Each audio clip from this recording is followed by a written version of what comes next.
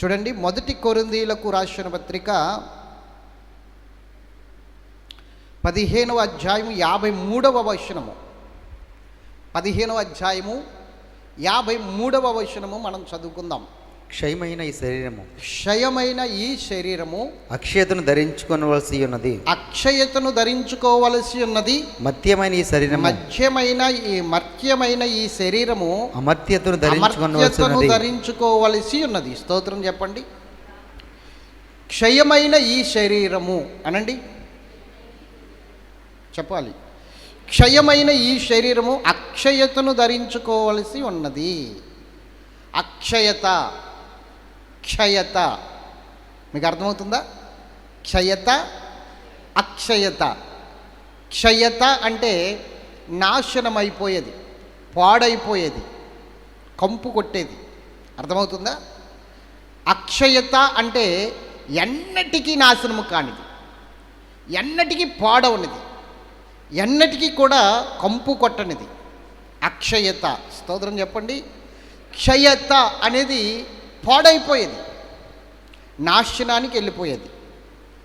క్షయత అన్నది వేరు, అక్షయత అనేది వేరు. అక్షయత ఎన్నాళ్ళైన యుగాలు పాడు కాదు, అలాగే ఉంటుంది. ఇప్పుడు ఎలా ఉందో కొన్ని 100 సంవత్సరాల తర్వాత కూడా అలాగే ఉంటుంది. ఇప్పుడు ఎలా ఉందో కొన్ని 1000 సంవత్సరాల తర్వాత కూడా అలాగే ఉంటుంది. ఇప్పుడు ఎలాగుందో కొన్ని లక్షల సంవత్సరాల తర్వాత కూడా అలాగే ఉంటుంది. దాన్ని అక్షయత అన్నారు. దాన్ని మనము మహిమ అనేది కూడా మనం దాన్ని జోడించవచ్చు. ఎందుకంటే అక్షయత అనేది ఎప్పుడైతే ధరించుకుంటుందో అది మహిమ గలది. అంటే మహిమ అంటే మీరు గమనించండి, రేపొద్దుటికి మీరు మన్నాను ఏరుకోకూడదు, ఈరోజే మన్నాను ఏరుకోవాలని చెప్పాడు ప్రభువు. రేపుడికి ఎవరైనా మన్నా ఎక్స్ట్రా వేరుకుని పెట్టుకుంటే తెల్లవారేసరికి అది కంపు కొడుతుంది, పురుగు పడుతుందని చెప్పాడు. అలాగే రేపుడి కోసం ఏరుకున్న వారు కొంతమంది మోసే మాట వినకుండా దేవుని మాట పక్కన పెట్టి ఆ యొక్క మన్నాడికి మూట కట్టుకుని ఉంచుకున్నారు. ఎప్పుడైతే ఆ మన్నాను ఇప్పి చూశారో పురుగులు పట్టేసి కంపు వచ్చేస్తుంది. వెంటనే ఆ మూట బయటికి విసిరేశారు. తర్వాత ప్రభు అన్నాడు, ఈరోజు శుక్రవారం, రేపు సబ్బాతు దినం, అంటే విశ్రాంతి దినం. రేపొద్దున ఎవరు పని చేయకూడదు, రేపొద్దున ఎవరు కూడా పని చేయకూడదు, అలాగని పనికి వెళ్ళకూడదు. నా సన్నిధిలో మీరు నన్ను ఆరాధించి విశ్రాంతి పొందాలి అని చెప్పాడు. కాబట్టి మీకు మన్నా అనేది ఈరోజే ఏరేసుకోండి, రేపుడికి కూడా. మరి రేపొద్దుటికి పాడవదా ప్రభా? పాడవదు. నేను దాన్ని అక్షయతగా మార్చేస్తాను, మహిమ కలిగిన మన్నాగా మార్చేస్తాను. దేవునికి మహిమ కలుగునుగా. పాడవకుండా దేవుని చేతిలో ఉందంతా, అవును కదా? మొత్తం అంతా ఎవరి చేతిలో ఉంది? దేవుని చేతిలో ఉంది. కాబట్టి పాడవదు, పాడవ్వనివ్వను. కాబట్టి ఏం చేశాడు? క్షయత అనే ఆ మన్నాను అక్షయత అనే మన్నాను ఇచ్చాడు వాళ్ళకి. ఒక్కరోజు నిలవ ఉండే మన్నా అన్నమాట. ఒక్కరోజు నిలవ ఉండే మన్నా. దేవుడు తలుచుకుంటే ఒక్కరోజు ఏంటి, అది అలాగా 100 సంవత్సరాలైనా ఉంటుంది, 100 సంవత్సరాలైనా అట్లాగే ఉంటుంది. స్తోత్రం చెప్పండి గట్టిగా. అయితే అది మర్నాడు చూస్తే కంపు కొట్టలేదు, పురుగులు పట్టలేదు, ఎంతో ఫ్రెష్గా ఉంది. నిన్న దినాన్ని ఎలా ఉందో ఈరోజు కూడా అలాగే ఉంది. మరి అద్భుతం కదా? దాన్ని మహిమ అంటారు. ఏమంటారు? మహిమ. అదే ఇప్పుడు అక్షయతను ఏమంటున్నాం అంటే మహిమ శరీరము. స్తోత్రం చెప్పాలి గట్టిగా. హల్లెలూయా. ఇప్పుడు ఈ క్షయత, ఈ శరీరము మంటి శరీరం, ఈ శరీరము మంటి శరీరం. ఈ మంటి శరీరంతో ఎవడు పరలోక రాజ్యం వెళ్ళడు. మరి అలా అనుకుంటే వెళ్ళిపోయారు కదండి. ఏలియా వెళ్ళాడు, హనోకు వెళ్ళాడు, వీళ్ళందరూ మంటి శరీరంతో వెళ్ళారు కదంటే మంటి శరీరంతో వెళ్ళలేదండి. వాళ్ళు చనిపోకుండా వెళ్ళారు, కానీ ఈ శరీరంతో వెళ్ళలేదు. అది మనం అర్థం చేసుకోవాలి. వాళ్ళు చనిపోలేదు, భూమి మీద వాళ్ళు చనిపోలేదు, పాతి పెట్టబడలేదు, వాళ్ళ శరీరము కుళ్ళిపోలేదు. మరేమైంది? రెప్పపాటున మార్పు చెందారన్నమాట. రెప్పపాటున మార్పు చెంది వాళ్ళు దేవునితో ఉండడానికి ఎత్తబడ్డారు. స్తోత్రం చెప్పండి. ఇప్పుడు మీరు జాగ్రత్తగా వినండి. అదే మహిమ శరీరం. పరలోక రాజ్యంలో నివసించడానికి ఈ శరీరం పనికిరాదు. పరలోక రాజ్యంలో ప్రభువుతో మనం ఉండడానికి, ప్రభువుని ఆరాధించడానికి, ప్రభువుని సేవించడానికి ఈ శరీరం పనిచేయదు. ఈ శరీరాన్ని దేవుడు తొలగించి మహిమ శరీరాన్ని దేవుడు మనకిస్తాడు. ఆ మహిమ శరీరం ఎప్పుడైతే మనము ధరించుకున్నామో అప్పుడు మనము మహిమలోకానికి అర్హులుగా మారిపోతాం. మహిమలోకానికి వెళ్ళాలంటే ఈ శరీరము అర్హత కలిగినది కాదు, యోగ్యత కలిగినది కాదు. మహిమలోకానికి వెళ్ళాలంటే మహిమ శరీరాన్ని ధరించుకుని వెళ్ళాలి. మహిమలోకానికి వెళ్ళాలంటే మహిమ కలిగిన వారిగా మనం మారాలి. ఉదాహరణకి యేసుప్రభు వారు మానవ శరీరంతో, రక్తమాంసములు కలిగిన శరీరంతో వచ్చారు భూమి మీదకి. 33.5 సంవత్సరాలు జీవించాడు ఆయన. ఆయనకు అసాధ్యమైనది ఏముంది? ఆయన దేవుని కుమారుడే కదా. ఎన్నో అద్భుతాలు భూమి మీద కోకొల్లలుగా చేశాడు ఆయన. అసలు ఆయన చేసిన అద్భుతాలు అసలు లెక్క పెట్టలేమన్నమాట. చేస్తే మత్తాయిలో, మార్కులో, లోకాలో, యోహానులో కొన్ని ఉన్నాయేంటి అంటే, నేను ముందుగా చెప్తాను ఎప్పుడు కూడా, దేవుని మాటలు మట్టి మూసలో 7 మార్లు పవిత్రం చేసి మనకి ఏం అవసరమో అవే ఇచ్చాడు దేవుడు. 7 సార్లు ఫిల్టర్ చేసి 1కి 2, 2కి 3, 3కి 4, 4కి 5, 5కి 6, 7 సార్లు ఫిల్టర్ చేశాడు. చూశాడు ఇవి అవసరమా కాదా, వీళ్ళకి పనికొస్తాయా లేదా, ఇలా చూసి 7 సార్లు ఫిల్టర్ చేసి మనకి ఇచ్చాడు. కాబట్టి అవన్నీ ఏమైనాయి? కొన్ని దేవుడు తీసేశాడు. అర్థమవుతుందా? కాబట్టి యేసుక్రీస్తు ప్రభువారు 33.5 సంవత్సరాల జీవితంలో అద్భుతాలు చేశాడు. 33.5 సంవత్సరాలు దేవుడు ఈ లోకంలో జీవించినప్పటికీ, ఆయన దేవుని కుమారుడైనప్పటికీ, ఎంతోమందిని చచ్చిన వారిని లేపినప్పటికీ, కానీ ఆ శరీరంతో ఆయన పరలోకం వెళ్ళడం కుదరలేదు. అర్థమైందా? ఏ శరీరంతో అయితే ఇక్కడికి వచ్చాడో, అబ్రహాము యొక్క సంతానమును పోలి ఇక్కడికి వచ్చాడో, ఆ శరీరంతో పరలోకం వెళ్ళడానికి కుదరలేదు ఆయనకి. ఎందుకంటే పౌలు గారు అంటారు, రక్తమాంసములు దేవుని రాజ్యమును స్వతంత్రించుకోలేవు. ఈ రక్తమాంసములు కలిగిన ఈ శరీరం ఎప్పుడైతే మనకుందో, ఇది ఎప్పటికీ కూడా దేవుని రాజ్యాన్ని స్వతంత్రించుకోలేదు. అందుకని రక్తమాంసములతో కూడిన శరీరం కాకుండా మనకు వేరే శరీరం ఉండాలి మహిమలోకానికి వెళ్ళడానికి. ఆ మహిమలోకానికి వెళ్ళడానికి ఏ శరీరం కావాలంటే అదే మహిమ శరీరము.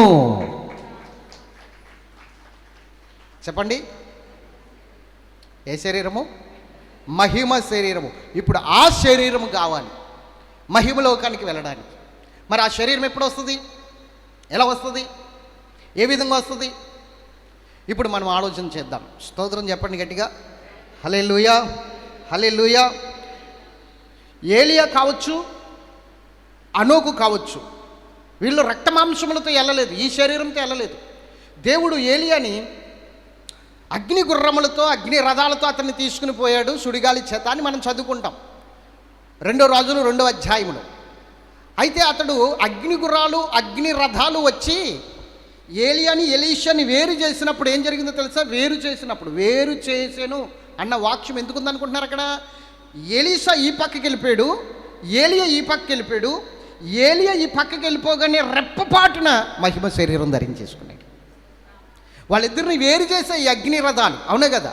అగ్ని గుర్రాలు వీళ్ళిద్దరిని వేరు చేసిన వెంటనే ఇతడు వెంటనే మహిమ శరీరాన్ని ధరించేసుకున్నాడు. ధరించుకున్న వెంటనే అగ్ని గుర్రాల్లో కూర్చున్నాడు.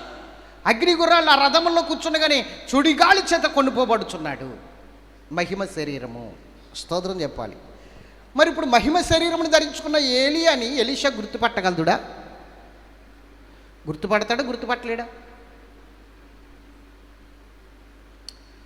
ఇప్పుడు నేనున్నానండి, ఈ రూపం నాకు మట్టి శరీరంతో వచ్చింది. ఇప్పుడు మట్టి శరీరం పోయింది, వెంటనే మహిమ శరీరం వచ్చింది. ఇప్పుడు నేను ఎలా కనపడతాను మీకు? నన్ను మీరు గుర్తుపట్టగలదురా? చెప్పాలి. గుర్తుపట్టగలదుమా? గుర్తుపట్టలేరా? మరి ధనవంతుడు అబ్రహాం చూసా, తండ్రివైన అబ్రహాం అని ఎలా పిలిచాడు? ఎలా కేకేశాడు? అబ్రహాంని ఎలా గుర్తుపట్టాడు? లాజర్ని ఎలా గుర్తుపెట్టాడు? పోనీ పెద్ద ఆయన కాబట్టి ఆయన అబ్రహం అనుకున్నాడు అనుకుందాం. మరి లాజర్ని ఎలా గుర్తుపెట్టాడు? ధనవంతుడు లాజర్ను చూసి ఆశ్చర్యపోయాడు కదా. కింద ఉన్నప్పుడు ఒక రకంగా ఉంటాడు, పైకి వెళ్ళిపోయిన తర్వాత మహిమ శరీరం ఇంకొక రకంగా ఉంటాడు కదా. మరి ఎలా గుర్తుపెట్టాడు? స్తోత్రం చెప్పాలి గట్టిగా. మీకు ఒక విషయం చెప్తాను. భూమి మీద మనం ఏ రూపముతో ఉన్నామో మహిమలోకానికి వెళ్ళినా కూడా అదే రూపంతో ఉంటాం. అర్థమైందా మీకు? ఎంతమందికి అర్థమైంది? మహిమలోకానికి వెళ్ళినా కూడా అదే పోలిక, అదే రూపం.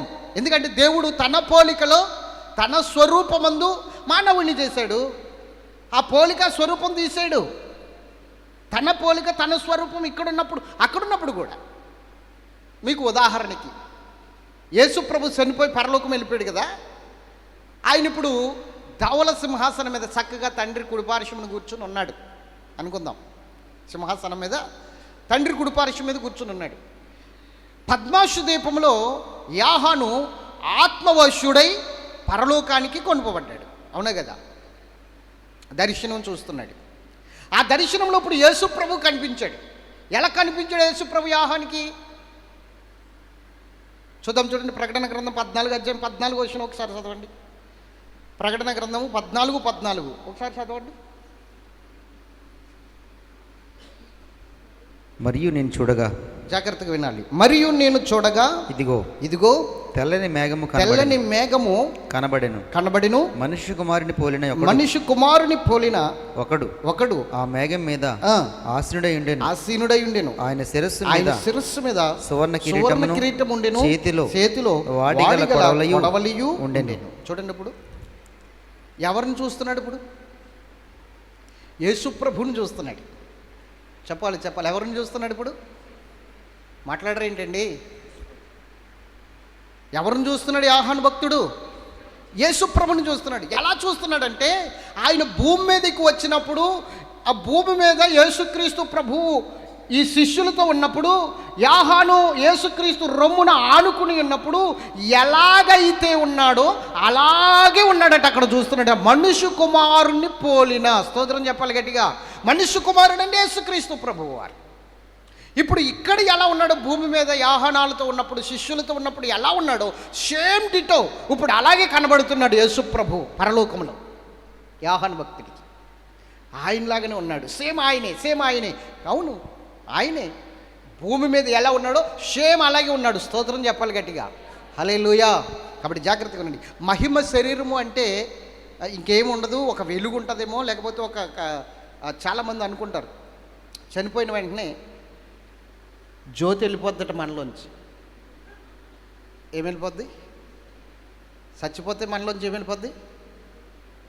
జ్యోతి అంటే దీపం. వాక్యం ఉంది కదండి, నరుని ఆత్మ యెహోవా పెట్టిన దీపము అని వాక్యం ఉంది కదా. ఆ దీపం వెళ్ళిపోద్ది, జ్యోతి అలా వెళ్ళిపోద్ది. స్తోత్రం చెప్పాలి గట్టిగా. కొంతమంది అంటారు చనిపోయినప్పుడు ఆ జ్యోతి నేను చూశానండి, అలా వెళ్ళిపోయిందండి.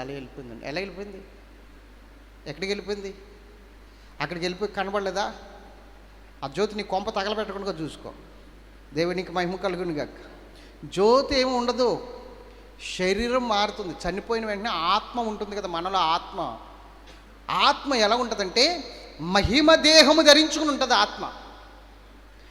ఇప్పుడు చనిపోయిన వారు, క్రీస్తునందు మృతులైన వారు అందరూ ఎక్కడున్నారో తెలుసా? క్రీస్తునందు మృతులైన వారు అందరూ ఎక్కడున్నారు? పరదైసులో ఉన్నారు. ఇప్పుడు వాళ్ళు ఎలా ఉన్నారనుకుంటున్నారు?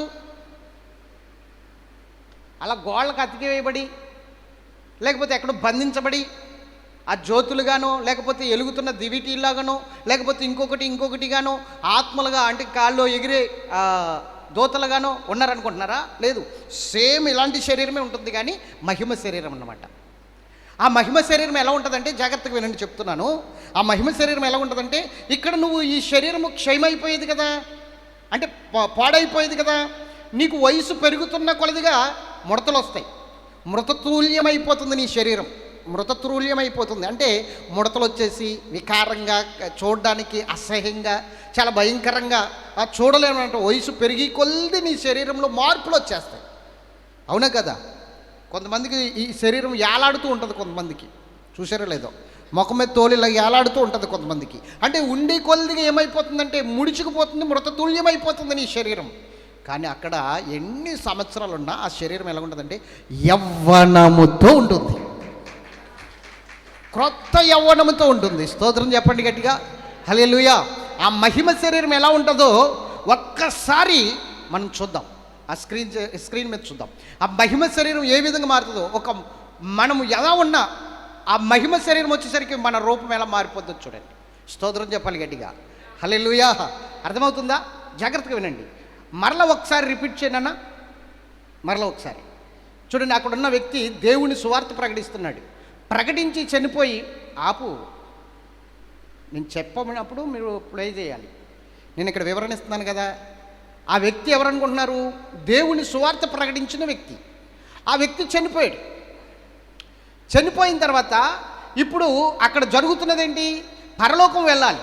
పరలోకం వెళ్ళడానికి ముందు ఎంట్రింగ్ గేటు దగ్గర వాళ్ళు అలా నిలబడ్డారు. నిలబడిన తర్వాత ఇప్పుడు వాళ్ళకి మహిమ శరీరము, పరదేశంలోనికి వెళ్ళడానికి ఒక అర్హత, మహిమ శరీరం వారికి ఇవ్వబడుతుంది. ఆ మహిమ శరీరము వచ్చిన తర్వాతే వారు పరదేశంలోనికి వెళ్తారు. గట్టిగా స్తోత్రం చెప్పండి, హల్లెలూయా. అంతకుముందు అక్కడ స్టక్ చేయి. అంతకుముందు ఎవరతను? ముసలివాడు, శరీరం మృతతుల్యమైపోయింది. ఇప్పుడు అది గ్రాఫిక్స్ కదండి, అంటే ఓకే గ్రాఫిక్సే, కానీ వాస్తవం కూడా అదే. బైబిల్ చెప్తున్నది అదే. ఆ బైబిల్ చెప్పిన దాన్ని బట్టి వాళ్ళు గ్రాఫిక్స్ చేశారు అక్కడ. మీకు అర్థమవుతుందా? బైబిల్ చెప్తున్న దాన్ని బట్టి వాళ్ళు గ్రాఫిక్స్ చేశారు. వాస్తవం కూడా అదే. నీకు నిత్య యవ్వనం ఉంటుంది అక్కడ. యుగ యుగాలు కొన్ని వందల వేల లక్షల సంవత్సరాలు ఇంక యేసుతో నువ్వు ఉంటావు కాబట్టి అక్కడ అదే యవ్వనం నీకు. ఆ మహిమ శరీరం, నీ శరీరము క్షయతమైనది కాదు, అక్షయతమైన శరీరం కాబట్టి చాలా అద్భుతంగా ఉంటుంది. దేవునికి మహిమ కలుగును గాక. ఆ మహిమ శరీరము నీవు ధరించుకున్న తర్వాత పరలోక ప్రత్యక్షత, ఆ మహిమలోకానికి వెళ్తా. ఇది నువ్వు తెలుసుకోవాలి. స్తోత్రం చెప్పాలి గట్టిగా. ఇక్కడ నీ శరీరాన్ని బట్టి నువ్వు బాధపడకు, బాగుందని అతిశయపడకు. ఇప్పుడు చాలా బాగుంటాం. స్తోత్రం చెప్పండి గట్టిగా, హల్లెలూయా. కొన్నాళ్ళు పోతే, ఇంకో 2 సంవత్సరాలు 3 సంవత్సరాలు 4 సంవత్సరాలు అలా పోతే మళ్ళీ ఏమవుతుంది? ఏముండదు, శరీరంలో అందం ఏముండదు. అది అన్నాళ్ళు ఉండాలో అన్నాళ్ళే ఉంటుంది అంతే. తర్వాత ఈ శరీరం మృతతుల్యమైపోతుంది. ఆ తర్వాత ఇది పరలోక రాజ్యానికి కూడా పనిచేయదు. ఇక్కడే దాన్ని భూమిలో కప్పెట్టేయాలి. అది మన్ను గనక మన్ను అయిపోవాలి. అది పురుగులు తింటుంది, పురుగులకు ఆహారం అయిపోతుంది ఇది ఈ శరీరం. అయితే సమాధుల్లో ఉన్నవారి విషయం అయితే నేను చెప్పట్లేదు, కానీ ఈ ఆత్మలు ఎక్కడున్నాయంటే పరదైశులో ఉన్నాయి. ఇప్పుడు ఆ పరదైశులో దేవుని యొక్క స్వాధీనములు ఉన్నాయి. ఇప్పుడు వాళ్ళు ఏం చేస్తున్నారు? పరదైశులు అంటే చక్కగా అద్భుతమైన జీవవృక్ష ఫలాలు తింటూ, జీవజల నదులు నీళ్లు త్రాగుతూ, చక్కగా దేవునితో సహవాసం చేస్తూ, ఆది కాండములో 1వ అధ్యాయములో నుంచి 2వ అధ్యాయం 3వ అధ్యాయము వరకు కూడా దేవునితో ఏ విధంగా అయితే వారు నడిచారో, అవ్వ ఆదాములు ఎంత సంతోషంగా ఉన్నారో అదే రీతిలో పరదేశంలో ఉన్నారు. ఇప్పుడు వాళ్ళు పరలోకానికి వెళ్ళలేదు, పరదేశంలోనే ఉన్నారు వాళ్ళు. స్తోత్రం చెప్పండి గట్టిగా. మహిమ శరీరంతో చాలా అద్భుతమైన రీతిలో, అద్భుతమైన స్థితి. అయితే ఒకడు అడుగుతున్నాడు. ఏమని అడుగుతున్నాడంటే ప్రశ్న అన్నమాట. ప్రశ్న అడుగుతున్నాడు. ఏమని అడుగుతున్నాడో చూద్దాం. చూడండి, కొరింథీయులకు రాసిన 1వ పత్రిక 15వ అధ్యాయము 35వ వచనం. ఏమని అడుగుతున్నాడో చూద్దాం. చూడండి. అయితే ఇక్కడ ఒక ప్రశ్న ఉందన్నమాట. పరిశుద్ధ గ్రంథంలో ఒక ప్రశ్న ఉంటుంది, సమాధానం కూడా ఉంటుంది. బైబిల్లో గుర్తుంచుకోండి, ప్రశ్న ఉంటుంది, సమాధానం కూడా ఉంటుంది. చదవండి. అయితే మృతులు ఎలాగు లేతురు వారు ఎట్టి శరీరంతో వత్తురని ఒకడు అడుగుతున్నాడు. ఇది ప్రశ్న అన్నమాట. చూడండి, మృతులు ఎలా లేస్తారు? వాళ్ళు ఎలాంటి శరీరంతో వస్తారు? ఇది వరకు ఉన్న శరీరంతో వస్తారా, లేకపోతే వేరే శరీరంతో వస్తారా? ఎలాంటి శరీరంతో వస్తారు అని ఒకడు అడుగుతున్నాడు, ప్రశ్న వేస్తున్నాడు ఒకడు. ఎవరికి? పౌలు గారికి. ఇప్పుడు పౌలు గారి సమాధానం చెప్తున్నాడు.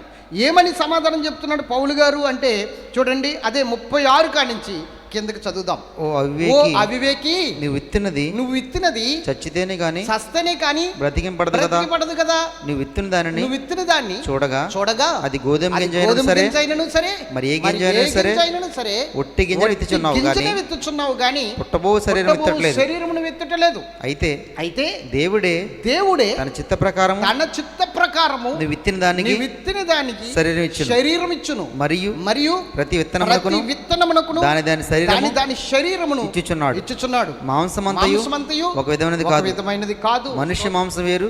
చాలండి, దేవునికి స్తోత్రం చెప్పండి. హల్లెలూయా.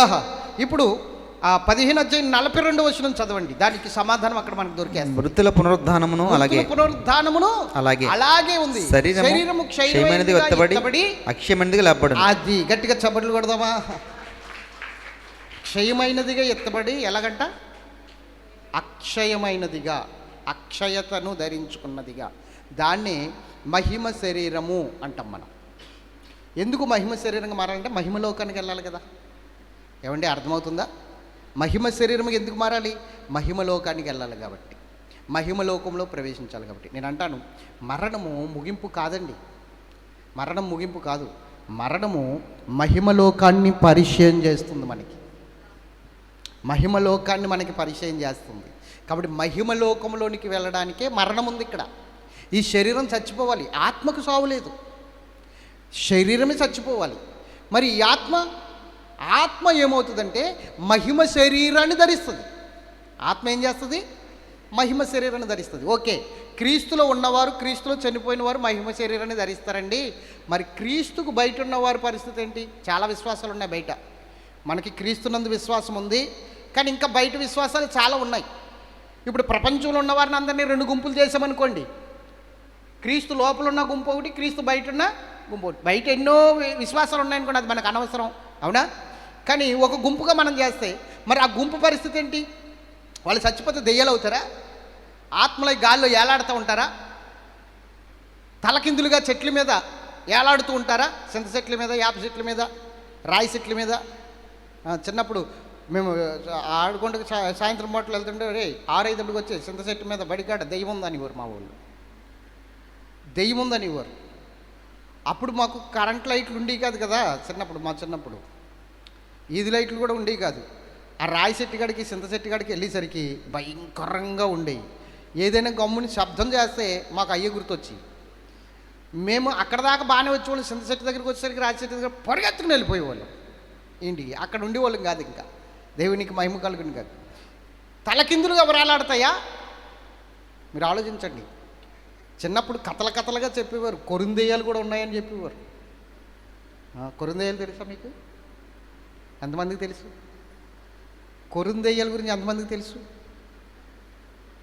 కొరివి దెయ్యాలు తెలీదా? అయ్యా, పొలాల కాడ, ఇంటికాడ మంచాలు బయట వేసి పడుకుంటారంట. ఆ మంచాలు అట్టిపోయి శ్మశానాలు ఎట్టియటయి చెప్పారు. నిజమేనా? ఎవడు చూశాడు? వాళ్ళు చెప్పారు, మనం నమ్మాం. స్తోత్రం చెప్పాలి గట్టిగా. అవన్నీ కథలు అంతే. దెయ్యాలు అనేవి లేవు. అవన్నీ ఏమిటంటే పడిపోయిన దేవదూతలు. వాటి విషయం వేరేగా చెప్తాను, ఆ సబ్జెక్ట్ వేరేగా చెప్తాను. వాళ్ళ దెయ్యం ఉందా లేదా అన్న విషయం వేరే సబ్జెక్ట్ తీసుకుంటాం తర్వాత. ఇప్పుడు మాత్రం మనం ఆలోచిద్దాం. క్రీస్తుకు బయట ఉన్న వారు చనిపోతే వారు ఆత్మలైపోతారు, కానీ వారు కూడా శరీరాన్ని ధరిస్తారు. వాళ్ళకు కూడా శరీరం ఉంటుంది. అప్పుడు ఆ శరీరంతోనే నరకాగ్నిలో కాలిపోతూ ఆ శరీరానికి వేడి, మంట అంతా వస్తుంది. అర్థమవుతుందా? దేవునికి మహిమ కలుగును గాక. వేడి, మంట ఉంటుంది, వాళ్ళకి శరీరం ఉంటుంది. అయితే గుర్తుంచుకో, నువ్వు పొందుకుంటున్న శరీరము మహిమ శరీరము. ఆమేన్ చెప్పాలి గట్టిగా. నువ్వు పొందుకుంటున్న శరీరం ఏంటి? మహిమ శరీరం. శరీరం ఉంది, ఖచ్చితంగా ఉంది. ప్రకృతి సంబంధమైన శరీరం ఉంది కనుక ఆత్మ సంబంధమైన శరీరం కూడా ఉంది అని అపోస్తలుడైన పౌలు బల్లగుద్ది మరి చెప్పాడు.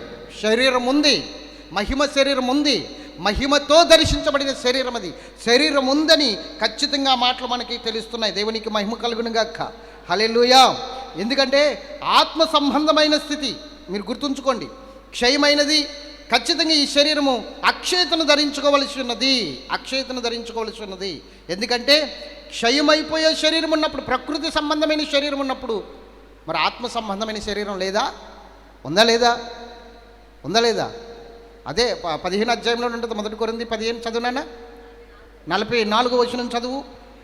ప్రకృతి సంబంధమైన శరీరముగా ఎత్తబడి, ప్రకృతి సంబంధమైన శరీరముగా ఎత్తబడి ఆత్మ సంబంధ శరీరముగా లేపబడును. ఆత్మ సంబంధమైన శరీరముగా లేపబడును. ప్రకృతి సంబంధమైన శరీరం ఉన్నది గనుక, గుర్తుంచుకోండి, ప్రకృతి సంబంధమైన శరీరం ఉన్నది గనుక ఆత్మ సంబంధమైన శరీరం కూడా ఉన్నది. ఆత్మ సంబంధమైన శరీరం కూడా ఉన్నది. ఇది మీరు ఒప్పుకోవాలి. పౌలు గారు చెప్తున్నాడు ఖచ్చితంగా. మరి ఒప్పుకోవాలి వద్దు? ఇప్పుడు ఉందా లేదా శరీరము? మాట్లాడరే. ఆ శరీరాన్ని కూడా 2 చేతులు, 2 కాళ్ళు, మనకి ఇక్కడ ఏ అవయవాలు అయితే ఉన్నాయో భూమి మీద, పరలోకములు కూడా అవే అవయవాలు ఉంటాయి, ఖచ్చితంగా ఉంటాయి. ఆ శరీరము దేవుడు మనకి ఇవ్వబోతున్నాడు. ఆమేన్. గట్టిగా చెప్పాలి. ఖచ్చితంగా శరీరం ఉంటుంది అక్కడ. ఇప్పుడు మనకి ఏ విధమైతే అవయవాలు ఉన్నాయో అక్కడ కూడా అవయవాలు ఉంటాయి. ఇక్కడ ఉన్న అవయవాలు అక్కడ లేకపోతే, ఆత్మ సంబంధమైన శరీరంలో లేకపోతే నువ్వు వికలాంగుడు అయిపోతావు, వికలాంగుడిగా మారిపోతావు. వికలాంగులుగా కాదు, అక్కడ ఎవరికి కూడా ఏ వ్యాధి కానీ, ఏ బాధ కానీ, ఎటువంటి ఒత్తిడి ఉండదు, బలహీనతలు ఉండవు. కానీ నువ్వు గుర్తుంచుకో, ఈ మహిమ శరీరం అనేది ఖచ్చితంగా ఉంది. శరీర సంబంధమైనది అంటే ప్రకృతి సంబంధమైన శరీరం ఎలాగైతే ఉందో, పాడైపోయే శరీరం అయితే ఎలాగుందో, అలాగే పాడవని శరీరం కూడా, ఆత్మ సంబంధమైన శరీరం కూడా ఉంది. దాన్నే మహిమ శరీరము అని అన్నారు. చూడండి, ఆ మహిమ శరీరం అనేది ఎక్కడ రాయబడింది? ఇక్కడంతా ఆత్మ సంబంధమైన శరీరము, అక్షయత కలిగిన శరీరం అని రాయబడింది. మహిమ శరీరం అనేది ఎక్కడ రాయబడింది? చూడండి, ఫిలిప్పీ పత్రిక 3వ అధ్యాయము 21వ వచనం. ఏమనొచ్చు దాన్ని మరలా మనం చూద్దాం. 21:3-21.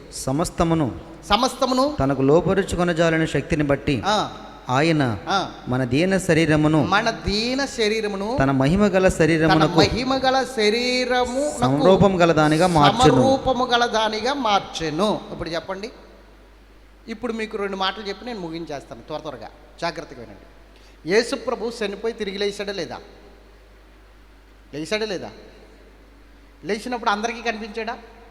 ఆయన ఎవరికి కనిపించాలనుకున్నాడో వాళ్ళకే కనిపించాడు. అందరికీ కనిపించలేదు కదా. 500 మందికి కనిపించాడు. కానీ 40 రోజులు భూమి మీద తిరిగాడు ఆయన. అవునా? 40 రోజులు భూమి మీద తిరిగాడు. కానీ ఎవరికి కనిపించాలనుకున్నాడో వాళ్ళకి కనిపించాడు మహిమ శరీరంతో లేచిన తర్వాత. ఆ తర్వాత ఆయన శిష్యుల్ని పట్టుకున్నాడు. అవునా? శిష్యులతో మాట్లాడాడు. అప్పుడు వాళ్ళు భయపడ్డారు. అమ్మో భూతం అనుకున్నారు. కాదు, మీరు కావాలంటే చూడండి, ఈ గాయాలు చూడండి, నా కాళ్ళు చూడండి, నా చేతులు చూడండి. మీరు అనుకుంటున్నట్టు భూతానికి ఇవేమీ ఉండవు, నేను భూతాన్ని కాదు అని చెప్పాడు. అంటే ఏమున్నాయి ఇప్పుడు ఆయనకి? శరీరం మొత్తం అవయవాలు ఉన్నాయి. ఇప్పుడు చేతులకు గాయాలు ఉన్నాయి, కాళ్ళకు గాయాలు ఉన్నాయి. తోమ అంటున్నాడు, నేను ఆయన గాయాల్లో ఏలు పెట్టి చూస్తేనే కానీ, నేను ఆయన గాయాలు తడిమితేనే కానీ, నేను చెక్ చేస్తేనే కానీ నేను నమ్మను అంటున్నాడు.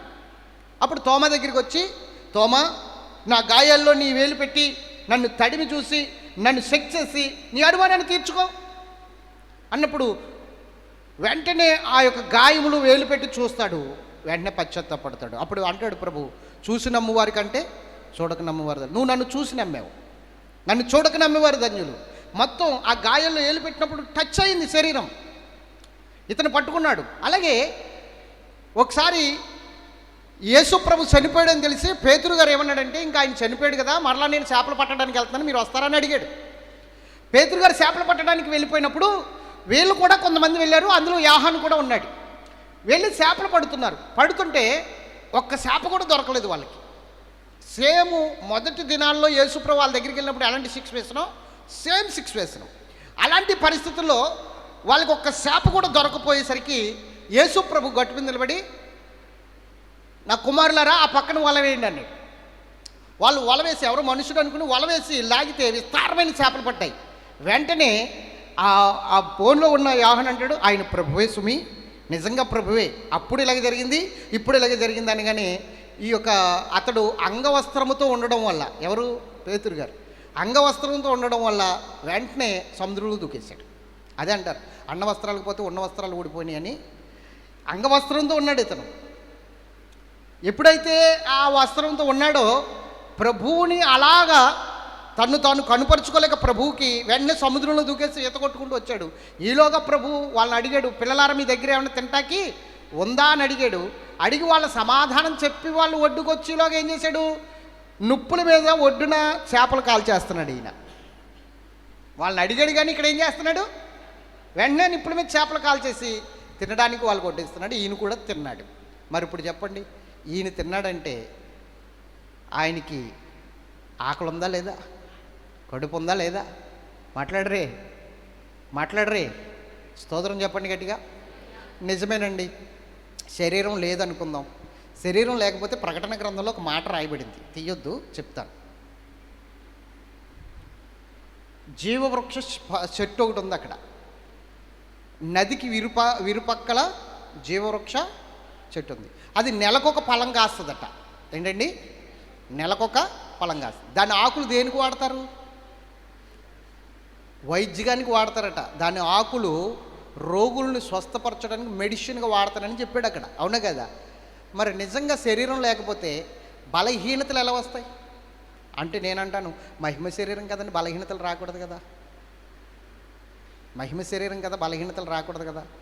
మరి బలహీనతలు ఎందుకు వస్తాయంటే మీరు గమనించండి. నేను మొగల్తూరు గ్రామంలో చెప్పాను, పరదైషి వేరు పరలోకం వేరు. అర్థమవుతుందా? పరదైషి వేరు పరలోకం వేరు. నేను మరలా చెప్తున్నాను, ఇక్కడ పరదైషిలో ఉన్నంత వరకు, పరదైషిలో ఎంతకాలం ఉంటామంటే జాగ్రత్తగా వినండి, యేసు ప్రభు రెండవ రాకడ వచ్చేంత వరకు, భూమి మీద ఉన్న సంఘం ఎత్తబడేంత వరకు, ఆ తర్వాత 7 సంవత్సరాలు పెండ్లి విందు జరుగుతుంది అక్కడ. ఆ పెండ్లి విందు జరిగేంత వరకు, ఆ తర్వాత మరలా 7 సంవత్సరాలు పూర్తయిన తర్వాత మరలా ఆయన భూమి మీదకి వస్తాడు. భూమి మీదకి వచ్చిన తర్వాత 1000 సంవత్సరాల పరిపాలన జరుగుతుంది. ఈ 1000 సంవత్సరాల పరిపాలన అయ్యేంత వరకు కూడా వైద్యం కావాలి మనకి. అర్థమవుతుందా? 1000 సంవత్సరాల పరిపాలన అయ్యేంత వరకు కూడా ఏం కావాలి, వైద్యం కావాలి. 1000 సంవత్సరాల పరిపాలన అయ్యేంత వరకు కూడా ఏముండాలి, ఆకలి ఉండాలి, దప్పిక ఉండాలి. ఖచ్చితంగా 1000 సంవత్సరాల పరిపాలన అయ్యేంత వరకు కూడా ఆకలి దప్పికలు కూడా ఉంటాయి. 1000 సంవత్సరాల పరిపాలన గురించి ఒకరోజు చెప్తాను నేను. 1000 సంవత్సరాల పరిపాలన, యేసుక్రీస్తు ప్రభువారి 1000 సంవత్సరాల పరిపాలన, చెవుకొడిపాలు మీటింగుల్లో, ఉపవాస కోటాల్లో మొత్తం పరలోక సంబంధమైన సబ్జెక్టులు అన్నీ కూడా మొత్తం అన్నీ అయ్యే చెప్తాను. స్తోత్రం చెప్పాలి గట్టిగా. 1000 సంవత్సరాల పరిపాలన గురించి కూడా అక్కడ చెప్తాను. అందులో ఉదాహరణకు ఒక మాట చెప్తాను. 1000 సంవత్సరాల పరిపాలనలో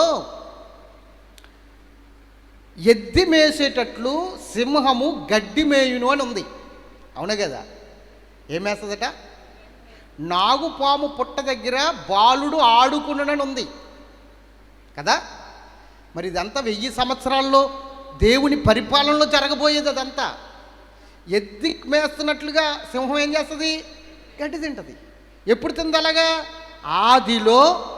ఆది కాండములో వేదోని తోటలో అలా ఉండేవి మానవుని దగ్గర. అర్థమవుతుందా?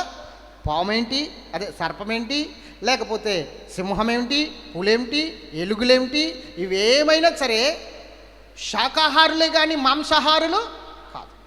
అవి మాంసాహారం తినేవి కావు, శాకాహారమే, గడ్డి తినేవి. అదే సేమ్ టు సేమ్ మరలా 1000 సంవత్సరాల పరిపాలనలో వస్తుంది. అర్థమవుతుందా? 1000 సంవత్సరాల పరిపాలనలో వస్తుంది. ఆ 1000 సంవత్సరాల పరిపాలనలో మరి గడ్డి తింటున్నాయి కదా, అంటే ఆకలి ఉంది కదా. అవునా కదా? అలాగే మనకు కూడా ఆకలి ఉంటుంది. మరి పరలోకంలో ఆకలి దప్పికలు ఉండవని ఉంది కదా వాక్యము. అంటే అది పరలోకంలో, పరదేశంలో కాదు.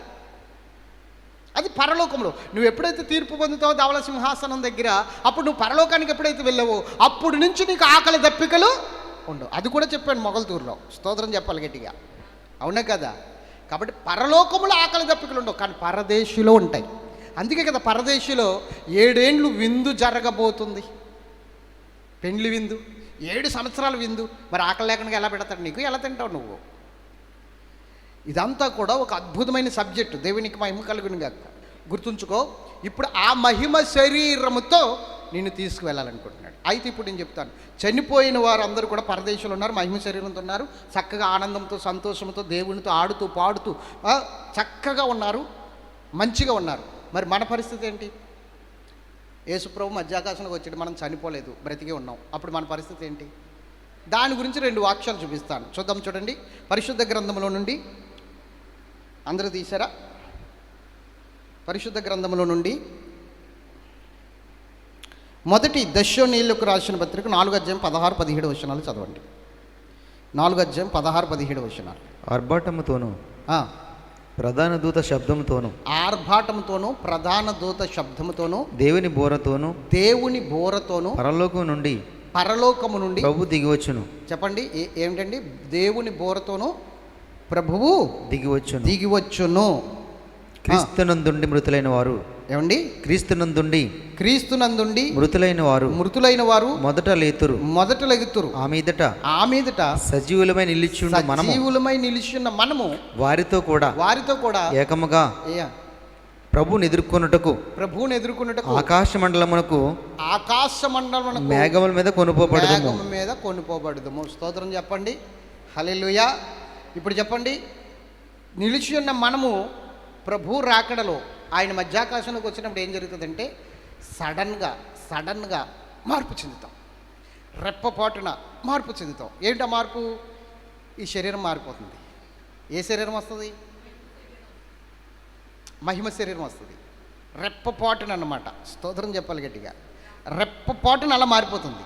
ఎంతవరకు ఇక్కడ చెప్పలేదు కదా, అలా రెప్పపాటున మారిపోద్దని చెప్పలేదు కదా. అక్కడ మనము వెళ్తాం, మహిమ మేఘం ఎక్కి మనం వెళ్తామన్నాడు, కానీ రెప్పపాటును మారిపోద్దని చెప్పలేదు కదా.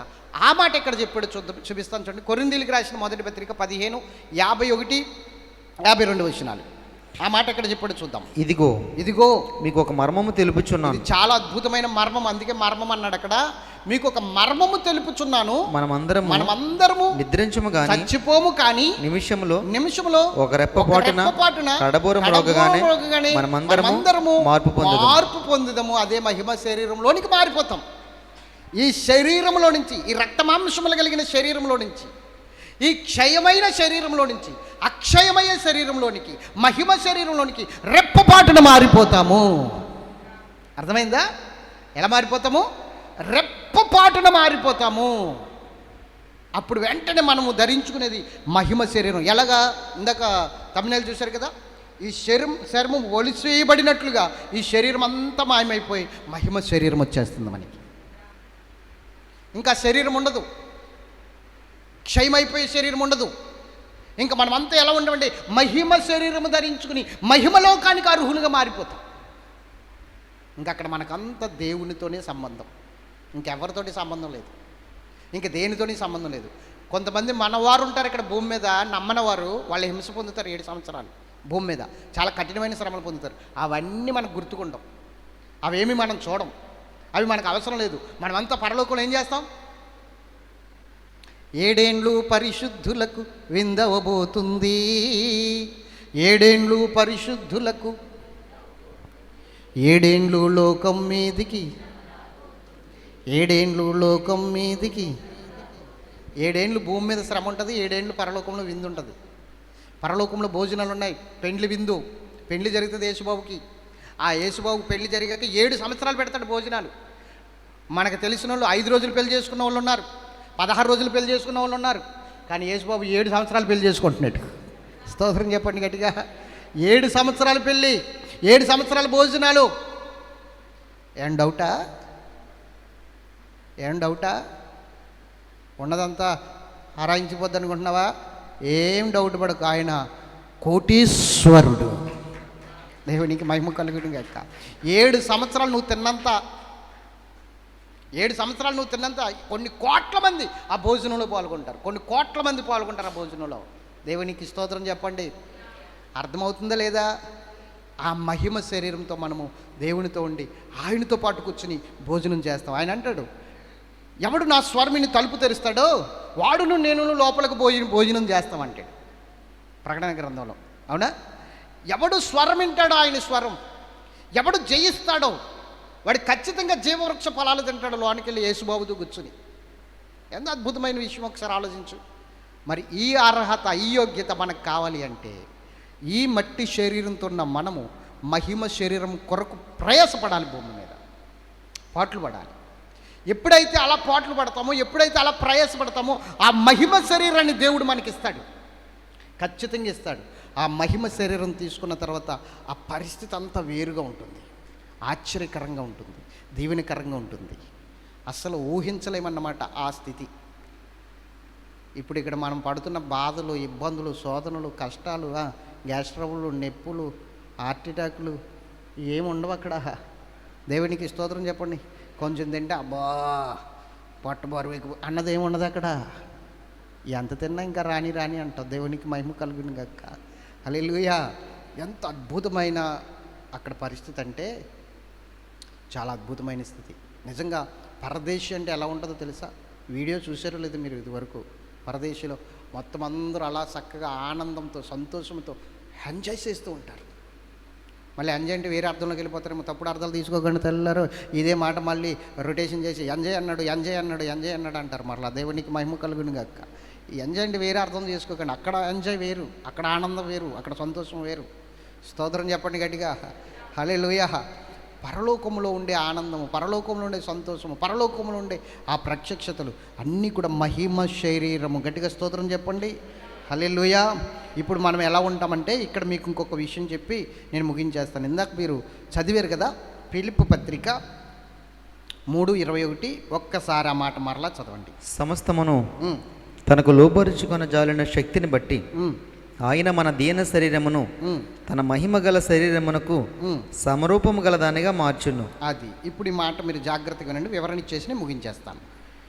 సమస్తమును తనకు లోబరుచుకొన జాలిన శక్తిని బట్టి ఆయన మన దీన శరీరమును, ఏ శరీరమును అంటే పాపముతో నింపబడిన శరీరమును. మీరు గమనించుకోండి. ఇప్పుడు 2 మాటలు చెప్పి నేను మీకు అర్థమయ్యేటట్లు చెప్తాను. ఇది పాప స్వభావము కలిగిన శరీరం అనండి. ఇదే శరీరం, ఏ శరీరం? నువ్వెంత దేవుణ్ణి విశ్వసించినా, ఎంత మారు మనసు పొందినా ఎక్కడో ఏదో మూల స్వార్థం పనిచేస్తుంది నీలో. ఎంత మారు మనసు పొందినా, అర్థమైందా? ఎంత మారు మనసు పొంది పాపక్షమాపణ పొందినా ఎక్కడో ఏదో మూల నీలో విసపు సూపు ఉంటుంది. ఉండకుండా ఉండదు. అలా నాకేం లేదండి అంటే నువ్వు పెద్ద అబద్ధికుడు అని అర్థం. దేవునికి మహిమ కలుగును గాక. నీవు ఎంత మారు మనసు పొందినా, ఎంత ఏ విధముగా నువ్వు దేవుని దగ్గరికి వచ్చి కన్నీరు కార్చి ప్రార్థన చేసినా ఏదో మూల నీలో మోహపు సూపు ఉంటుంది, మోహం అనేది ఉంటుంది. గట్టిగా స్తోత్రం చెప్పాలి. ఖచ్చితంగా ఉంటుంది, లేదని మాత్రం అనకండి. స్తోత్రం చెప్పాలి గట్టిగా. ఎందుకు ఉంటుంది అంటే ఇది పాప స్వభావానికి సంబంధించిన శరీరం. ఎవరు దాన్ని జయించలేరు. పాపాన్ని ఎవరు కూడా జయించలేదు. ఏదో మూల ఉంటానే ఉంటుంది. దాన్ని మనం అణిసిపెట్టుకుని ఉండాలి, దాన్ని మనం కంట్రోల్ చేసుకుంటూ ఉండాలి, దానికి మనం తాళం వేస్తూ ఉండాలి, దాన్ని మనము తొక్కుపెట్టి ఉంచాలి. ఒక్కొక్కసారి అది కోపం కట్ల తెంచుకుని వస్తూ ఉంటుంది. ఒక్కొక్కసారి అర్థమవుతుందా? ఒక్కొక్కసారి అంటారు, ఇదిగో నేను పాత మనిషిని అయితే, ఆల్రెడీ పాత మనిషి పక్కన ఉన్నాడు, ఆడు సావలేదు కదా, అందుకనే అంటున్నాడు ఈ మాట, పాత మనిషిని అయితే అని. స్తోత్రం చెప్పాలి గట్టిగా. హల్లెలూయా. అంటే ఏ శరీరం ఇది? కాబట్టి పాపం అనేది పూర్తిగా పోదు నీ దగ్గర నుంచి. పాపం అనేది పూర్తిగా నశించిపోదు నీ దగ్గర నుంచి. ఖచ్చితంగా నీలో ఒక మూల ఉంటుంది. అది ఒక్కొక్క టైంలో అది నిన్ను రెచ్చగొడుతూ ఉంటుంది. కానీ ఆ టైంలో నువ్వు ప్రార్థన చేయాలి. అందుకే ఉపవాస ప్రార్థన అన్నారు. ఉపవాస ప్రార్థన ఎందుకు అనుకున్నారు? ఉపవాసం ఉండి ప్రార్థన చేయడం వల్ల కొన్ని కోరికలను జయించగలదు. అర్థమవుతుందా? కొన్ని కోరికలను జయించగలదు. ఎందుకు ఉపవాస ప్రార్థనలు అంతమాటుని? రోజు తినేసి, రోజు నువ్వు చక్కగా ఆరోగ్యవంతుడిగా రోజు తినేసి, రోజు నీకు నచ్చిన పదార్థాలు తిని, నచ్చిన ద్రావకాలు తాగినప్పుడు ఉపవాసం ఏం లేదు కదా, ఆరోగ్యవంతుడిగా ఉంటే నీ కోరికలు ఏమైనా ఆగుతాయా? ఆ కోరికలు నువ్వు కళ్యాలు వేయగలదువా? నీ వల్ల కాదు. అందుకే ఉపవాస ప్రార్థన అన్నాడు దేవుడు. స్తోత్రం చెప్పాలి. ఆ కోరికలకి కళ్యాలు వేయడానికే నువ్వు తిండి మానేస్తే, ఆ తిండి మానేయడం వల్ల కోరికలు అణిగిపోతాయి. ఆ నీరసం వల్ల, ఆ పరిస్థితుల వల్ల కోరికలు అణుగుతాయి. అర్థమవుతుందా? అందుకుని ఆ కోరికలకి కళ్ళాలు వేయడానికి. ఎందుకంటే ఇది మానవ పాప స్వభావం కలిగిన శరీరం. ఈ శరీరంలోంచి పాపం పోదు. ఎప్పటి వరకు పోదంటే నీవు మట్టి శరీరాన్ని విడిచిపెట్టి మహిమ శరీరాన్ని ధరించేంత వరకు నీ పాపం అనేది నీ శరీరంలో ఉంటూనే ఉంటుంది, ఖచ్చితంగా ఉంటుంది. అందుకని యేసుక్రీస్తు ప్రభువారికి ఆ పాప స్వభావం రాకూడదని పురుషుడు లేకుండా అతడు పుట్టడానికి దేవుడు గొప్ప అవకాశం ఇచ్చాడు. అర్థమైందా? స్తోత్రం చెప్పాలి గట్టిగా. పురుషుడు లేకుండా కన్యక గర్భవతి అయి ఆయన పుట్టుకొచ్చాడు. అర్థమవుతుందా? ఎందుకు? మనలో ఉన్నది తండ్రి రక్తం, ఆయనలో తండ్రి రక్తం లేదు, దేవుని రక్తం అది. దేవుని రక్తం, ఆయన రక్తమే, దేవుని రక్తమే, తండ్రి రక్తం లేదు, మనిషి రక్తం లేదు ఆయనలో, మనిషి రక్తం లేదు, మరియమ్మ రక్తము లేదు, యోసేపు రక్తము లేదు, అసలు మనిషి రక్తం లేదు. అందుకనే దేవుడు తన స్వరక్తమిచ్చి అని ఉంది వాక్యం. దేవుడు తన స్వరక్తమిచ్చి అంటే దేవుని రక్తం, అది మనుషుల రక్తం కాదు, మానవ స్వభావానికి సంబంధించిన రక్తము కాదు. కాబట్టి మానవ పాపాలు ఆయనలో ఉండవు. అందుకనే ఆయన నాలో పాపం ఉందని మీలో ఎవరైనా ప్రతిష్ఠించగలదురా అని చెప్పాడు ఆయన. మనం చెప్పలేం, ఎందుకంటే మనలో పాపం ఉంది. ఆదాము కానించి మనలోనికి పాపం వచ్చింది, ఆదాము కానించి ఆ పాపం మనలోనే ఉంది. కాబట్టి ఇప్పుడు మనము నాలో పాపం ఉందని చెప్పగలదురంటే నువ్వు ఎంత మారు మనసు పొందినా, ఎంత దీనుడిగా బ్రతికినా, ఎక్కడో దుక్కున బుసలు కొడుతూనే ఉంటుందో పక్కని. మోషే నా ఇల్లంతటిలో నమ్మకస్తుడు, మోషే లాంటి సాత్వికుడు లేడన్నాడు దేవుడు. అన్నాడా లేదా? మాట్లాడరే మీరు. అలా ఉంటే నేను చెప్పను మరి. అన్నాడా లేదా? మోషే మిక్కిలి సాత్వికుడు అన్నాడా లేదా? మాట్లాడతలేదు. అన్నాడా? మోషే ఆ కర్రట్టుకు వెళ్ళి ఆ బండతో మాట్లాడు, నీళ్ళు ఇస్తుందంటే వెళ్ళి ఇలాగని మాకు నీళ్ళు లేవు, మాకు నీళ్ళు లేవు, మేము చచ్చిపోతున్నాం, చంపేద్దాం మోషేనంటే మోషే కోపం వచ్చేసి ఆ కర్రట్టుకు వెళ్ళి గబగవని టపా టపా టపా 2 బాదులు బాధేసి, మూర్ఖులారా మీ కొరకు నీళ్ళు రప్పించాలా, తీసుకోండి అన్నాడు అంతే. మరి సాత్వికుడు కదా, కోపం ఎక్కడి నుంచి వచ్చింది చెప్పండి? మిక్కిలి సాత్వికుడు కదా మోషే, కోపం ఎక్కడి నుంచి వచ్చింది?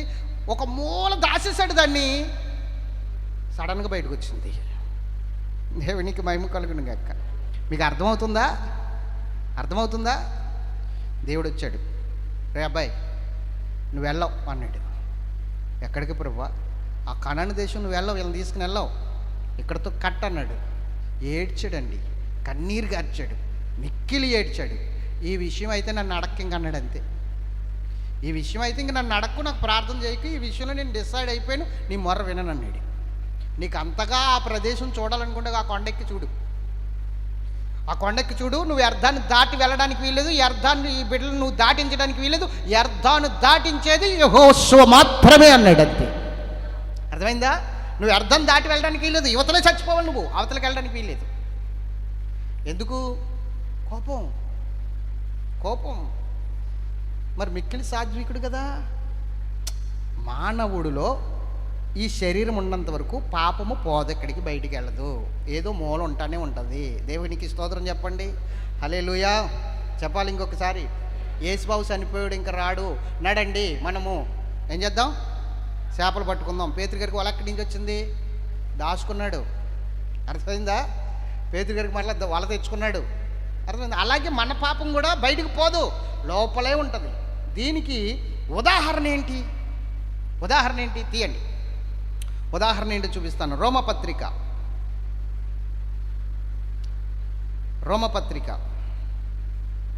7వ అధ్యాయం 24వ వచనం. 20 కానించి చదవండి.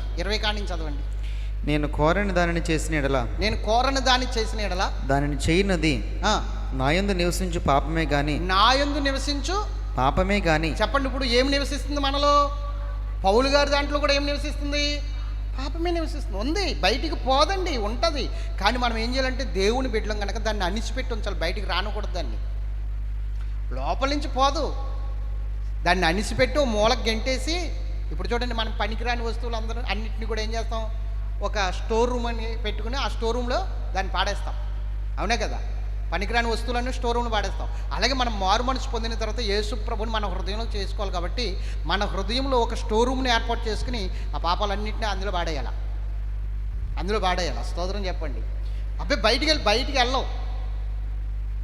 ఏ బాధకుడైనా సరే నీ పాపాలను బయట పాడే అంటే నువ్వు ఖచ్చితంగా అర్థం చేసుకో, బయటికి వెళ్ళవు పాపాలు. మానవ స్వభావం ఇది, పాప స్వభావం ఇది. ఈ శరీరంలో ఒక మూల ఉంటుంది పాపం. ఖచ్చితంగా నువ్వెంత గొప్ప దైవజనుడు అయినా సరే ఒక్కొక్కసారి కంట్రోల్ చేసుకోలేని పరిస్థితులు ఉంటాయి. మోషే కంట్రోల్ చేసుకోలేకపోయాడు, అంటే లోపల దాచేసిందని బయటకు వచ్చింది అది మరలా. అవునా కాదా? ఇప్పుడు పౌలు గారు కూడా అదే చెప్తున్నాడు. ఏం చెప్తున్నాడు వినండి. నా యందు నివసించు పాపమే గాని ఇక నేను కాదు. కాబట్టి మేలు చేయగురు నాకు, మేలు చేయాలనుకున్న నాకు కీడు చేటు కలుగుచున్నదను. చూడండి, మేలు చేద్దాం అనుకుంటున్నాను కానీ చేయలేక మరలా కీడు చేస్తున్నాను అంటున్నాడు. కీడు చేటు కలుగుతున్నదని ఒక నియమము ఆ, నాకు కనబడుచున్నది. 7వ అధ్యాయం 20వ వచనం కానీ చదువుతున్నాడు ఆయన. అంతరంగ పురుషుని బట్టి ఎందుకు అలా కిందకి తీసేస్తావు? అంతరంగ పురుషుని బట్టి అంతరంగ పురుషుని బట్టి దేవుని ధర్మశాస్త్రమునందు దేవుని ధర్మశాస్త్రమునందు నేను ఆనందించుచున్నాను గాని. అది అర్థమైందా? నా అంతరంగ పురుషుని బట్టి నేను దేవుని ధర్మశాస్త్రమందు ఆనందించుచున్నాను గాని వేరొక నియమము ఏరొక నియమము నా అవయములలో నా ఉన్నట్టు అవయవములలో ఉన్నట్టు నాకు కనబడుచున్నది. నాకు కనబడుతుంది. అదే పాపం. అర్థమవుతుందా? వేరొక నియమము నా అవయవాల్లో ఉన్నట్టు నాకు కనబడుతుంది. అదే పాపం. అది నా మనసునందున్న అది నా మనసునున్న ధర్మశాస్త్రముతో పోరాడుచు నా అవయములోనున్న పాప నియమమునకు నన్ను చెరబట్టి పాప నియమమునకు నన్ను చెరపట్టి లోబరుచుకొనుచున్నది. అయ్యో నేను ఎంత దౌర్భాగ్యుడును. ఇట్టి మరణమునకు లోనగు శరీరము నుండి నన్ను ఎవడు విడిపించును? చెప్పండి. ఇక్కడ ప్రశ్న. ఇట్టి మరణమునకు లోనగు నీ శరీరం నుండి, ఈ పాప భయంకరమైన పాపానికి బానిస అయిపోయిన ఈ శరీరం నుండి నన్ను ఎవడు విడిపిస్తాడు అని ఏడుస్తుంటే, ఇక్కడ 7వ అధ్యాయం 24వ వచనంలో ప్రశ్న ఉంది. 8వ అధ్యాయము 2వ వచనంలో జవాబు ఉంది. క్రీస్తు యేసునందు జీవమునిచ్చు ఆత్మ యొక్క నియమము పాప మరణముల నియమము నుండి నన్ను విడిపించను. గట్టిగా చప్పట్లు కొడదామా? ఏ నియమం నుండి విడిపిస్తుంది ఇప్పుడు? మీకు బాగా అర్థం అవడానికి. మీకు అర్థమైందా? ఇంకొక విషయం చెప్తాను. పౌలు గారు దేవుని సన్నిధిలో ప్రార్థన చేస్తున్నాడు. మమ్మారు ప్రార్థన చేశాడట. ప్రభా ఈ ముళ్ళు తీసేయి, ఈ ముళ్ళు తీసేయి, ఈ ముళ్ళు తీసేయి. దేవుడు అన్నాడట, ఆ బలహీనతలో నా కృప నీకు చాలును అన్నాడట. స్తోత్రం చెప్పండి. అన్నాడా లేదా? అన్నాడు. ఇది సాతాను ముళ్ళుగా ఉంది ప్రభా అన్నాడు. మీరు 2 కొరింథీ 12వ అధ్యాయం చదువుకోండి, అక్కడ రాయబడ్డాయి మాటలన్నీ కూడా. ఇది సాతాను ముళ్ళుగా ఉంది అన్నాడు. నా కృప నీకు చాలేవయ్యా అన్నాడు. కృపను బట్టే నువ్వు నీతిమంతుడివి, గుర్తుంచుకో. అర్థమవుతుందా? కృపను బట్టే నువ్వు నీతిమంతుడు. అందుకే ఈ బాధలో, ఈ పాప పరిస్థితుల్లో, ఈ పాప నియమంలో నా కృప నీకు చాలే అన్నాడు పౌలు గారిని. అయితే గలతీ సంఘానికి ఏం లెటర్ రాశాడో తెలుసా అండి పౌలు గారు? నా శరీరంలో ఒక ముళ్ళుంది, ఒక బలహీనత ఉంది, దాన్ని బట్టి ఎప్పుడు మీరు నన్ను తృణీకరించలేదు అన్నాడు. అర్థమవుతుందా మీకు? అంటే ఏంటి? మీరు ఉదాహరణకి నేను చెప్తున్న మాట జాగ్రత్తగా వినండి. ఇప్పుడు నేను ఏదైనా చిన్న తప్పు చేశాను అనుకోండి, ఎవరైనా తిట్టాను అనుకోండి, లేదా కొట్టాను అనుకోండి, ఇప్పుడు మీకు ఏమనిపిస్తుంది? అయ్య బాబు పాస్ గారికి చాలా కోపం బాబు, కొట్టేసాడు ఏకంగానే, తిట్టేసాడు అని మీ మనసులో ఏం ముద్ర ఉండిపోద్ది? ఇంకా పాస్టర్ గారు మనకు చెప్తాడు కానీ ఆయనే కంట్రోల్ చేసుకోలేడు, మనకు చెప్తాడు పెద్ద. అంటే ఇప్పుడు ఆ ముళ్ళును బట్టి, ఆ బలహీనతను బట్టి మీరు నన్ను ఏం చేస్తున్నారు? ఇప్పుడు కొద్దిగా తృణీకరించారా లేదా? అలా తృణీకరించలేదట పౌలు గారిలో ఉన్న బలహీనతను చూసి. ఎవరు?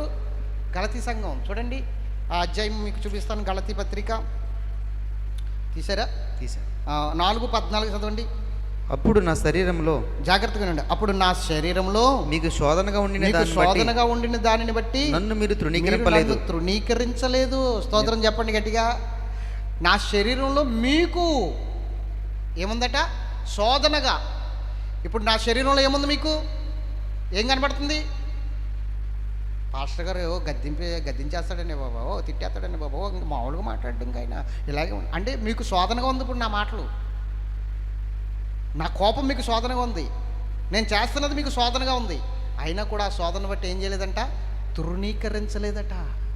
గలతీ సంఘం తృణీకరించలేదట. అంటే పౌలు గారు కూడా మైనస్ ఉందన్నమాట. అవునా కదా? అట్లా చూస్తారేట బొమ్మల్లాగానే. పౌలు గారు ఏముంది ఇప్పుడు? చేతులు పైకెత్తండి.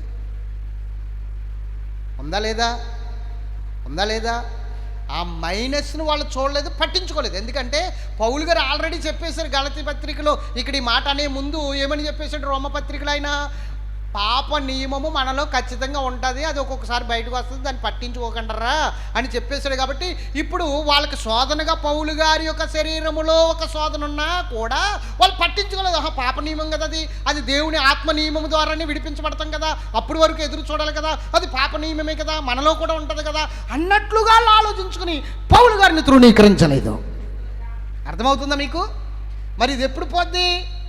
ఎప్పుడైతే ఈ అక్షయత అయిన శరీరము, ఈ మట్టి శరీరము పోయి మహిమ శరీరం, అప్పుడు దాకా ఉంటుంది. ఖచ్చితంగా నీళ్ళు మైనస్లు ఉంటాయి, ఉండకుండా ఉండవు. అంత పరిపూర్ణుడు కాలేవు, అంత గొప్పవాడు కాలేవు ఈ శరీరం ఉన్నంత వరకు. అందుకే ఇప్పుడు ఈ మాట ఫిలిప్పు పత్రికలో ఉన్న ఈ మాట 3:21 ఇప్పుడు చదవండి. సమస్తమును తనకు లోపరుచుకొని జాలిన శక్తిని బట్టి. అర్థమవుతుందా? సమస్తమును తనకు లోబరుచుకున్న లోబరుచుకున్న జాలిన శక్తిని బట్టి ఆయన మన దీన శరీరమును తన మహిమ గల శరీరమును, తన మహిమ అంటే ఆయనతో పాటు ఆయనకి ఏ శరీరం అయితే ఉందో, ఇప్పుడు ప్రజెంట్ ఏ మహిమ శరీరం అయితే ఉందో అదే సేమ్ టు సేమ్ మహిమ గల శరీరమునకు సమరూపం గల దానిగా మార్చును. ఆయనతో పాటు సమాన రూపం అన్నమాట. ఇప్పుడు ఎవరితో పాటు? సమరూపం అంటే ఆయనతో పాటు సమరూపము గలవా దానిగా మార్చును. అంటే ఆయనతో పాటు సేమ్ టు సేమ్ ఆయన శరీరం లాగా, ఆయన పోలికగా సేమ్ మార్చేస్తున్నాడు అనమాట. అంటే ఇప్పుడు ఆయనకి ఏ విధంగా అయితే కాళ్ళు చేతులు ఉన్నాయో అలాగే మనకు కూడా కాళ్ళు చేతులు అక్కడ ఉంటాయి. సేమ్ సమరూపము, సమపోలిక, క్రీస్తులాగా మనల్ని మార్చేస్తాడు. ఎంతమంది క్రీస్తులు మారాలనుకుంటున్నారు? అర్థమైందా? స్తోత్రం చెప్పాలి. కాబట్టి నేను నీతిమంతుడండి, నేను ఎవడండి పరిశుద్ధుడు? ఎవడు నీతిమంతుడు? నేను పాపాలన్నీ ఒప్పుకుని బలలో పాల్గొంటున్నానండి. నువ్వు బలలో పాల్గొన్న పాపివే, బలలో పాల్గొకపోయిన పాపివే. దేవునికి మహిమ కలుగును గాక. హల్లెలూయా. నేను పాపాలన్నీ ఒప్పుకుని, పాపములన్నీ ఒప్పుకున్నావు కానీ పాపం నీ నుండి వెళ్ళదు, ఒక మూల ఉంటుంది అది. ఎందుకంటే ఇది శరీరం. స్తోత్రం చెప్పండి గట్టిగా. హల్లెలూయా. ఇదేంటిది? పాప శరీరం. నేను అంటాను, ఇప్పుడు నిజంగా బలలో పాల్గొంటున్న వాళ్ళందరూ కూడా, బయట సంఘాలు అలా ఉంటాయి కదా, నీతిమంతుడే పాల్గొనాలని, తప్పు చేసినట్టు పాల్గొకూడదని. అక్కడే ఉన్న వారిలోనే, ఆ బలలో పాల్గొంటున్న వారిలోనే, మేము నీతిమంతులోని పాల్గొంటున్న వారిలోనే మైనస్ లేకుండా ఉన్నవారు నాకు చూపించండి, పూర్తిగా సేవ వదిలేస్తాను నేను. ఇది తప్పని ఒప్పుకుంటాను నేను. మైనస్ కనీసం ఒకరిని మాట కూడా అనకుండా, ఒకరిని స్వార్థంగా చూడకుండా, స్వార్థంగా మాట్లాడకుండా, ఇంకా వేరే విధంగా ఆలోచించకుండా, ఏ మైనస్ వారిలో లేదు, నిజంగా వాళ్ళు క్రీస్తులా ఉన్నారు అని ఎవరైనా చూపించగలిగితే నేను చెప్పింది అబద్ధమని ఒప్పుకుంటాను. పౌలు గారు చెప్పింది కూడా అబద్ధమైపోద్ది అప్పుడు. అవునా కదా? మాట్లాడరు ఏంటండి? పౌలు గారు చెప్పింది కూడా. అందుకనే నీతిమంతుడు లేడు, ఒక్కడు లేడు. అందరూ దేవుడు అనుగ్రహించు మహిమను పొందలేకపోతున్నారు, ఎవడు లేడు. కాబట్టి మహిమ శరీరంలోనికి వెళ్ళేంత వరకు కూడా ఈ పాప శరీరంలో పాపం అనేది ఖచ్చితంగా, ఆ పాప నియమం అనేది పక్కన ఉంటుంది. ఎంత గొప్పవాడైనా పక్కవాడిని చూసి అసూయపడడం, పక్కవాడిని చూసి మచ్చరపడడం, ఇవి ఉంటాయి, ఖచ్చితంగా ఉంటాయి. కానీ వాటిని ఏం చేయాలంటే అణిసేయాలి, మనం బయటికి రానివ్వకూడదు. అమ్మో వాటి వల్ల నేను శాపం పొందుతానేమో, వాటి వల్ల నేను మరలా శాపగ్రస్తుడిగా నా కుటుంబాన్ని మార్చుకుంటానేమో అన్న భయంతో వాటిని ఏం చేయాలి? నువ్వు అణిచివేయాలి. ఇది వాక్యం, ఇది వాస్తవం. అంతేకాని ఎంత నువ్వు ప్రార్థన పోవడం అనేది నీలో నుండి ఎప్పుడు పోద్దంటే ఖచ్చితంగా నీ శరీరం మార్చబడినప్పుడే, ఆ పాప శరీరం మార్చబడినప్పుడే పాప నియమం కూడా పోయి అప్పుడు ఆ మహిమ శరీరంతో పాటు నీవు మహిమలో కనుక అర్హుడు అవుతావు. ఎంతమందికి అర్థమైందా లేదా? అర్థమైతే చేతులు రెండు పైకి పెట్టి దేవుని ఆరాధించాలి. మహిమ శరీరము అనండి. మహిమ శరీరము మనకి కావాలి. అది లేకపోతే మనము మహిమలోకాన్ని స్వతంత్రించుకోలేము. కాబట్టి ఆ మహిమ శరీరము కొరకు మనం నిత్యము ప్రార్థనలో జ్ఞాపకం చేసుకోవాలి. ఒకవేళ అది లేకపోతే నరకానికి వెళ్ళిపోయినట్లే. అర్థమవుతుందా? అది శిక్షించబడే శరీరంగా మారిపోతుంది, కాలిపోయే శరీరముగా మారిపోతుంది. వేదన అనుభవించవలసిన శరీరంగా మారిపోతుంది. అక్కడ ఏడుపును పండ్లు కొరుకుతూ ఉంటాయి, భయంకరమైన స్థితి. ఇంకా అక్కడ ఎప్పుడు వేదనే వేదనే వేదనే వేదనే, కాలిపోతాం, భయంకరమైన స్థితి. ఆ స్థితిలోకి వెళ్ళకుండా ఉండాలంటే మహిమ శరీరమును ధరించుకోవాలి. ఆమేన్. ప్రార్థన చేసుకుందాం. దేవుడి మాటలు తన వినికుడిలో దీవించును గాక. ఆమేన్. ఆమేన్.